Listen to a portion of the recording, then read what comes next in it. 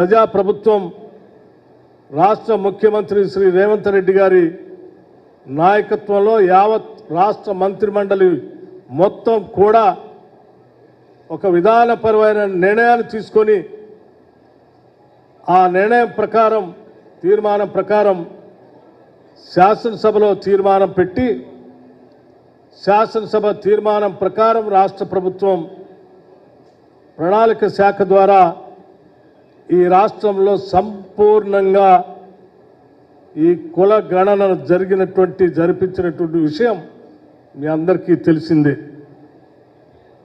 దీంతో పాటు దశాబ్దాల పాటు ఎదురు చూస్తున్నటువంటి ఎస్సీ కేటగరైజేషన్ కూడా కాంగ్రెస్ ప్రభుత్వం సుప్రీంకోర్టు ఇచ్చినటువంటి తీర్పుకు అనుగుణంగా వెంటనే దాన్ని అమలు చేస్తామని అమలు చేసినటువంటి శాసనసభలో పెట్టినటువంటి అంశం కూడా మీ అందరికీ తెలిసిందే. దానికి సంబంధించి పెద్దలు దామోదర్ రాజనరసింహ గారు ఒక స్పష్టమైనటువంటి ప్రజెంటేషన్ నా తర్వాత వారు కూడా మీ అందరికీ అందించబోతూ ఉన్నారు. మిత్రులారా, మీ అందరికీ ఒక విషయం చాలా స్పష్టంగా మీ దృష్టికి తీసుకొచ్చేది ఏంటంటే, ప్రభుత్వం అంటే కేవలం పన్నులు వసూలు చేసుకోవటం పాలన చేయటం కాదు.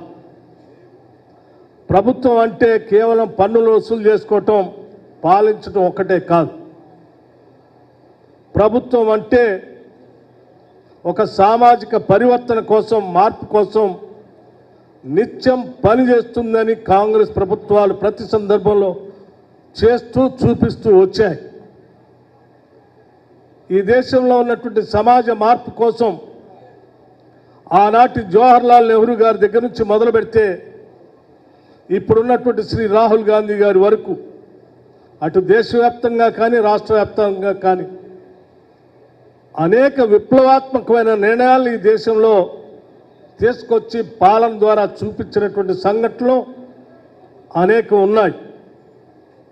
అందులో పంచవర్ష ప్రణాళికలు కానీ, భూ సంస్కరణలు కానీ, 20 సూత్రాల ఆర్థిక కార్యక్రమాలు కానీ, బ్యాంక్స్ నేషనలైజ్ చేయటం కానీ, లేకపోతే ఎంప్లాయ్మెంట్ గ్యారంటీ స్కీమ్ తీసుకోవటం కానీ, రైట్ టు ఎడ్యుకేషన్ తీసుకొని రావటం కానీ, రకరకాలైనటువంటి రైట్ టు ఫుడ్ సెక్యూరిటీ తీసుకొని రావటం కానీ, ఇట్లా చెప్పుకుంటూ పోతే ఈ దేశంలో ఈ సమాజంలో వచ్చిన ప్రతి పరివర్తనకి, మార్పుకి కాంగ్రెస్ ప్రభుత్వాలు తీసుకొచ్చినటువంటి చట్టాల ద్వారా మాత్రమే ఈ భారతదేశంలో సామాజిక మార్పులు వచ్చాయి. ఈ సమాజ అభివృద్ధికి పునాదులు పడ్డాయి. వాటి పరంపరలోనే మరొక్కసారి రాహుల్ గాంధీ గారు ఈ socio economic political educational cost సర్వేని సంపూర్ణంగా ఈ దేశంలో చేపించాలని చెప్పి, దానికి తెలంగాణ రాష్ట్రంలో మా ప్రభుత్వం అధికారంలో ఉంది కాబట్టి అక్కడి నుంచి చేపించి ఈ దేశానికి తెలంగాణని ఒక రోల్ మోడల్గా చేపిస్తామని చెప్పి వారు దేశవ్యాప్తంగా చేస్తున్నటువంటి ప్రసంగాలు, పార్లమెంట్లో మాట్లాడిన విషయాలు కూడా మీ అందరికీ తెలిసిందే. వారి ఆదేశాల మేరకు ఈ రాష్ట్ర ప్రభుత్వం మీకు ఈరోజు ఈ కాస్ట్ సర్వే చేసి సంపూర్ణంగా జరిగినటువంటి వివరాల్ని ఈరోజు మీ ముందుకి తీసుకొచ్చే ప్రక్రియలో ఇది ఎంత ట్రాన్స్పరెంట్గా, ఎంత పక్కాగా, ఎటువంటి చిన్న పొరపాటు కూడా దొరలకుండా ఈ దేశంలో ఎవరు ఏలెత్తి చూపటానికి అవకాశం లేకుండా చాలా పకడ్బందీగా దేశంలో ఉన్నటువంటి అనేక సర్వేల పైన సర్వే చేసి, స్టడీ చేసి ఈ సర్వేను చేపట్టడం జరిగింది. దీనికి సంబంధించి ఈరోజు జరిగిన విధానపరమైన నిర్ణయాలన్నీ సరే, మనం చేసిన ఈ విధానపరమైన నిర్ణయం పైన ప్రతిపక్షాలు రాజకీయ వారి అవసరాల కోసం రకరకాల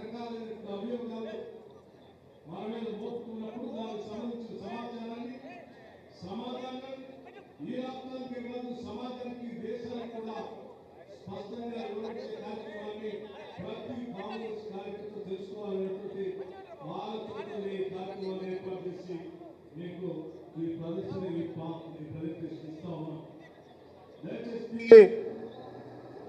అందరూ కూడా తదేక దృష్టితో ఒక్క అంశాన్ని కూడా మిస్ కాకుండా చూసి దీన్ని తిరిగి మీ గ్రామాలకు వెళ్ళినప్పుడు మీ వాళ్ళలో ఆ ఇళ్లలో స్పష్టంగా మీరు కూర్చొని మాట్లాడేటప్పుడు ప్రజలందరికీ వివరించాలని చెప్పి మీ అందరికీ విజ్ఞప్తి చేస్తూ ఉన్నాం.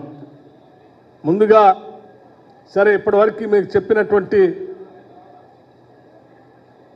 ఉపోద్ఘాతం, ఆ ఉపోద్ఘాతం తర్వాత ఇప్పుడు తెలంగాణ ప్రభుత్వం మీ అందరి కృషితో ఏర్పడినటువంటి ఇందిరమ్మ ప్రభుత్వం పార్టీ విధానపరమైన నిర్ణయం ప్రకారం తీసుకున్న ఈ కార్యక్రమం తెలంగాణ ప్రభుత్వం సామాజిక ఆర్థిక విద్య ఉపాధి రాజకీయ మరియు కుల సర్వేపై ప్రజెంటేషన్. ప్రియతమ నాయకులు శ్రీ రాహుల్ గాంధీ గారు సాధారణ ఎన్నికల ముందు తెలంగాణలో మా ప్రభుత్వం ఏర్పడగానే కులగణన చేస్తామని తెలంగాణ ప్రజలకు హామీ ఇచ్చిన విషయం మీ అందరికీ తెలిసిందే. దానికి అనుగుణంగా ఏ రకంగా చేశామనేటువంటి అంశాలని మొత్తం సంపూర్ణంగా టేబుల్ వారీగా మీ అందరికీ వివరించే కార్యక్రమం చేస్తాం. పరిచయం, సర్వేలో సేకరించిన సమాచార వివరాలు, సర్వే విధానం, సర్వే రూపకల్పన, క్షేత్రస్థాయిలో జరిగిన సర్వే సాఫ్ట్వేర్ మరియు డేటా ఎంట్రీ, సర్వే నుండి లభించిన డేటా ఫలితాలు,